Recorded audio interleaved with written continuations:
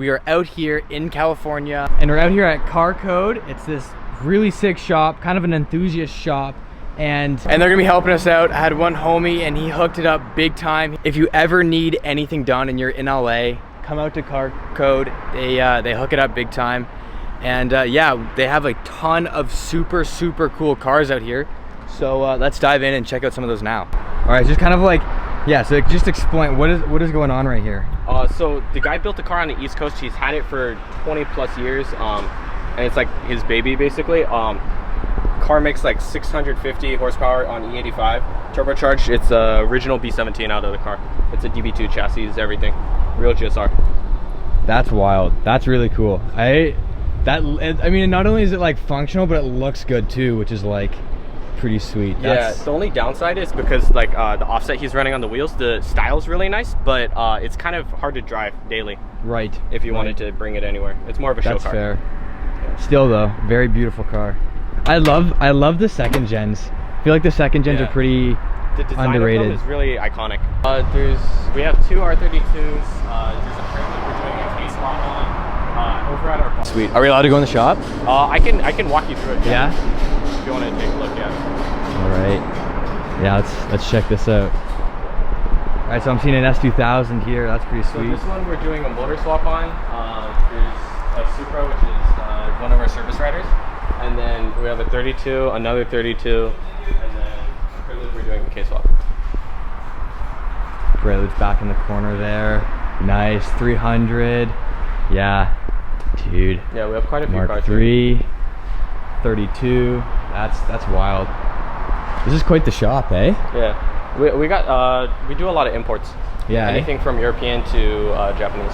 So this is like pretty regular then, eh? To like have all this stuff like in the shop. Yeah, pretty much. That's awesome. That's sweet. I want one of these.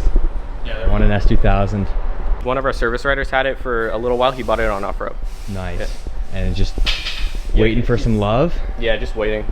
Nice. It needs paint job and some other stuff. So. Yeah. After we got it, not running for 12 years, dropped in, I think, a few fuel supplements, drained the tank, new fuel pump, like 5 other things to it, new distributor, new spark plug wires. Car started up no problem, idles perfectly fine. Nice. We ended up pulling it, doing all the seals on it, so it's completely refreshed right now. That's awesome. Yeah, almost like a barn find. Integra Type R that didn't run for 12 years. That's something else. I'm not surprised that it was so easy to get it running though, to be honest.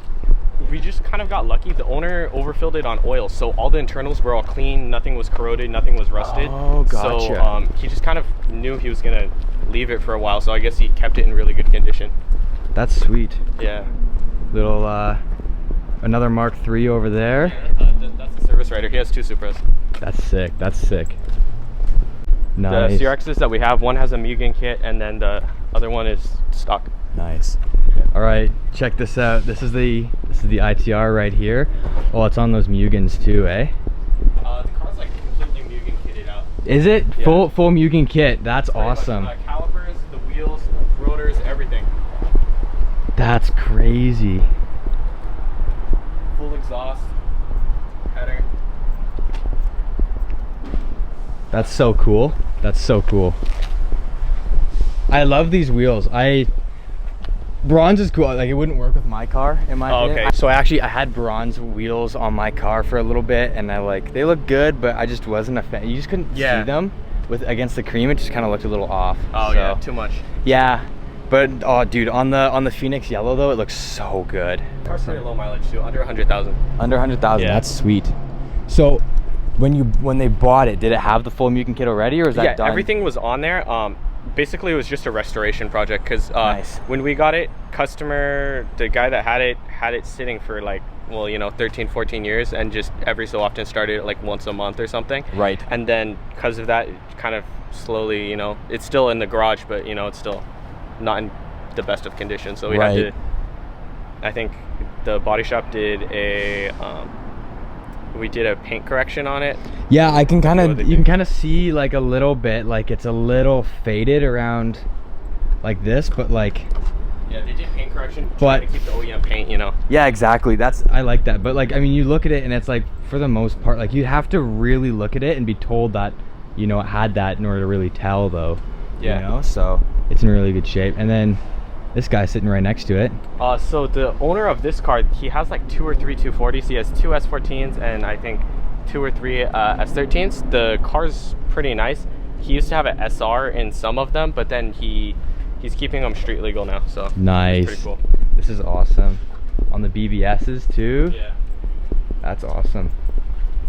I love these. I feel like the Zenki front end is like... It's iconic, yeah. It's iconic, but it's also pretty underrated in my opinion. Not that many people use it, yeah. Yeah. I feel like everyone wants to do like the Koki swap, which I get it. You know, like the Koki looks good, but the Zenki also has its own charm too, which is kind of cool. Yeah, definitely. All right, so what's going on with this Lambo here? So it's in for some service because it was having boost issues and it was just one of the cats was clogged, so we cleaned everything out and then car runs fine now. Nice. We're gonna get it retuned soon with a different type of fuel, but it's here, I'll show you. It's kind of hard to see because the rear bumper's still on, which isn't very common, but the car makes, I believe, 850 to the wheels with a twin turbo setup. Kind of see those guys sticking out. The turbos are down there. It's kind of hard to see. Here. Oh, yeah, I see him down there. Let's see if I can adjust this to make it. I don't know how well you can see them down there, but there are 2 turbos. When it's driving on the street, though. Yeah, that's sick. There's 2 turbos just chilling down there. That one's pretty sick. Then there's the M3 we have, which over there. Yeah, we're just cleaning it up a little bit, wiring and some other stuff. Just like doing like basic, like just making it pretty, kind of. We're fixing the AC to make it work again, because nice. the AC was non-working originally. So we basically changed out some of the things in the system, added back some lines, and it works now. So. Sweet. Yeah. So this EG has Japanese interior.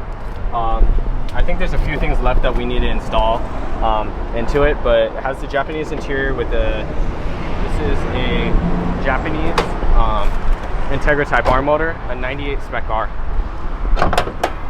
There's, I think, only 50,000 miles on this motor or something like that. Really low mileage. That's awesome. Yeah. The 4.7 final drive and everything. So sweet. Yeah, that would make this car super fun. Yeah, it's really fun because of how light it is and everything. Right. Yeah. I think we only need to freshen up some things, but. Nice, that's awesome. Let's check out this M3. Yeah, so the M3 it's just clean. I don't know, I think the car's valued at like over $100,000, but wild. Yeah, it's just because of the age of the car and the condition it's in. But I'm not sure, like, I wouldn't pay that much for it, but you know. Yeah, exactly. That's just me personally. I think it's more of the collector thing. Like, someone paid over $115,000 on Bring a Trailer for an Integra Type R, but you know, I guess it's just, you know, collector items. Yeah, that's valid.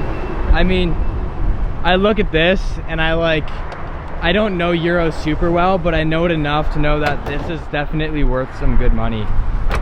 The hood opens this way. Yeah. Look at that, eh? That's sweet. Awesome. So I started this project when I was like around 15, when I learned a bunch of stuff here on Hondas. I ended up taking apart the whole car, repainted it, new Japanese interior. It has Recaros for the front and the rear, Japanese floor mats, Momo steering wheel. I have also the Mugen N1 steering wheel for this car, but it's too expensive to keep on the car like normally. Has a work spell hub. I have the NRG quick release on right now. Nice. There's a few other things. Japanese cluster, has sound system, NSX calipers front and rear, C28s. The stopping power on this is actually kind of crazy, but yeah, I believe it. That's awesome.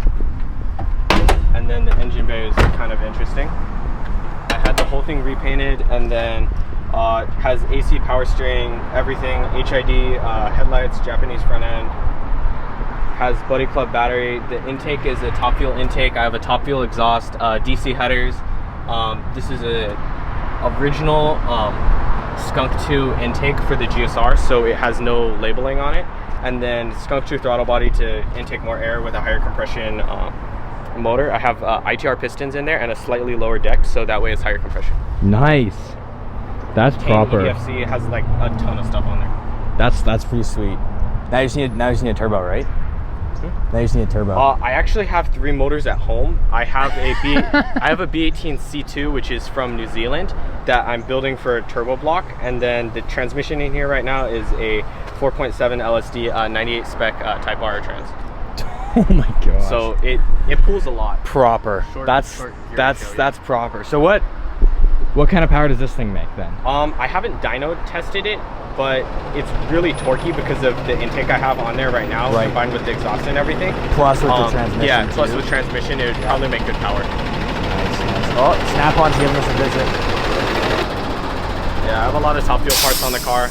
It was kind of inspired, but to try and be like as era and period correct as possible.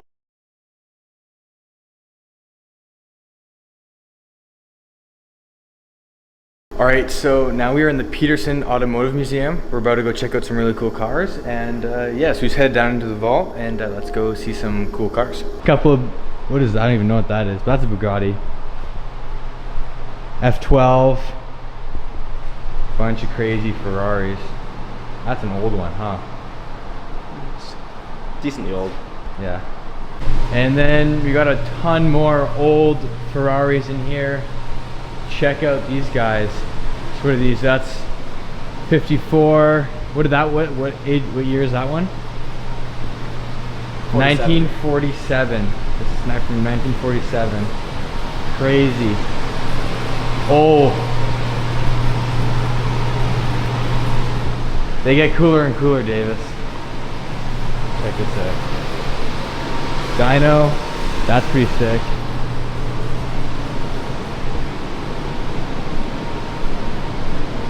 And then this is the Ferrari of Ferraris, an F40, absolutely beautiful, absolutely gorgeous.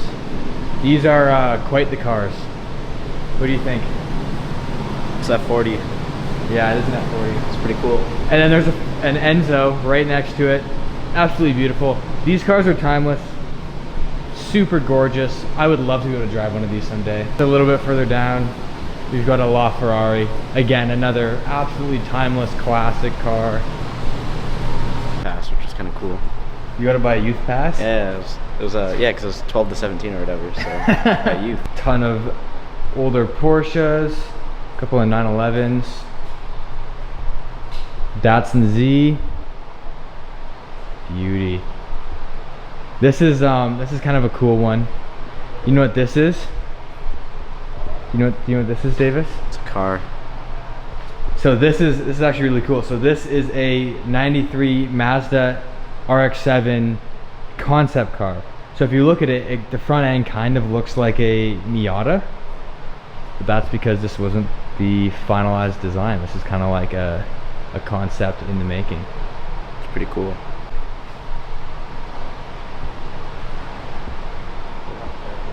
This is sick. EB110 Bugatti. That's kind of cool. What'd you say? Weight reduction. Weight reduction. Got the low res car. I don't even know what the heck this thing really even is, but I mean, yeah. And then right here we've got a gold DeLorean. Like, yes, it is actually gold. This is actually plated in 24 karat gold. So like, this is legit gold. I wouldn't recommend washing it because it'd probably come off. Probably be heavy too. A little heavy. That's really cool. First gen Civic, that's pretty sweet. And then along this wall, we've got a bunch of lowriders, so that's pretty cool. We got Batman's motorcycle right here, that's pretty sick. Yeah, we found the Pope Mobile. There's no Pope, but this is the Pope Mobile right here, which is kind of crazy. It's under a tarp, but I do believe that's a Dodge Charger Daytona, which is really cool because there was not very many of those made. They're all under tarps, but these are all old race cars. Very cool. So we just stumbled across this, a Tesla Cybertruck. Regardless of what you think of electric cars, it's kind of cool to see one of these in person, just with all the hype and whatnot that's been around them.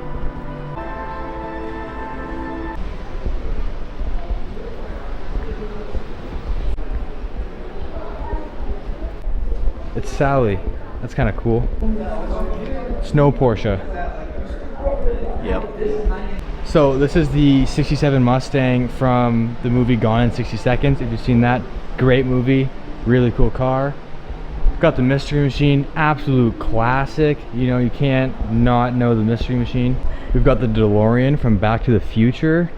The Bat Cycle from the original 60s Batman, played by Adam West. Kit from Knight Rider. That's really cool. And then of course, everybody knows Herbie, the love bug. That's pretty cool. And for those of you that are wondering, yes, all of these cars are cars that were used in the movie, not just replicas. These are the cars. The Ducati from Terminator, and sitting right here, we've got Suki's S2000 from Fast and Furious, or Too Fast, Too Furious. And yes, this thing is actually supercharged as per the movie. It's even still got the damage a little bit on the front end. I don't know how well this shows up on video, but the front end is still slightly damaged from when she did the jump over the bridge. Very, very cool. Very nice car. And the side here, this is all paint. This is all airbrush. This is not vinyl. It's all legit. Very, very cool.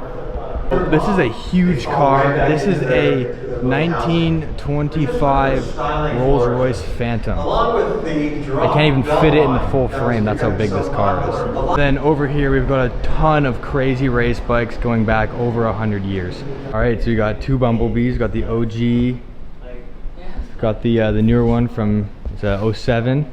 And we've got Mirage from the newest Transformers movie. That's pretty cool. This Ducati is from The Matrix. That's pretty sick. And then right here, we've got the Batmobile.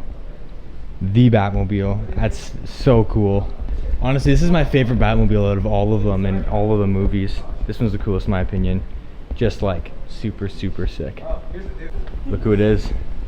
This is the Lightning McQueen. It's him. In the flesh. How cool is that? Yeah, in the metal, yeah. So here we have some of the oldest cars ever. This is the oldest surviving car that was in Los Angeles. This is probably the oldest car in the whole building. This is from, on the plaque it says 1886, which is absolutely wild.